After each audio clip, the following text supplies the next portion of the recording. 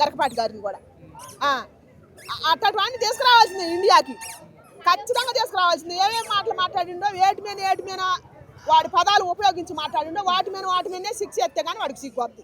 ఐబొమ్మ రవిని మన సజ్జనార్ గారు లాక్కుని వచ్చి లోపలేశారు. అలానే నాన్ వెజ్ గారిని కూడా తీసుకుని వచ్చే ప్రయత్నం ఏమైనా చేస్తారా? అది చేయాలని నేను కోరుకుంటున్నా, ఖచ్చితంగా చేయాలి. ఇప్పుడు అన్వేషణని ఖచ్చితంగా తీసుకురావాలి. ఇప్పుడు ఐబొమ్మ రవి గవర్నమెంట్ కి సవాల్ ఇస్తుందని తీసుకొచ్చి నువ్వు బాగానే పెట్టింది సార్, సజ్జనారాయణ సార్, నేను కూడా కోరుకుంటున్నా.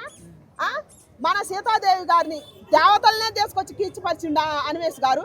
అసలు అన్వేష్ గారు నేను అన్వేష్ గాడు తీసుకొచ్చిండు. సభ్య సమాజం తలదించుకునే విధంగా మాట్లాడిండు. గరకపాటి నరసింహరావు గారు అంత ధర్మం బోధించే వ్యక్తిని కూడా మాట్లాడిండు.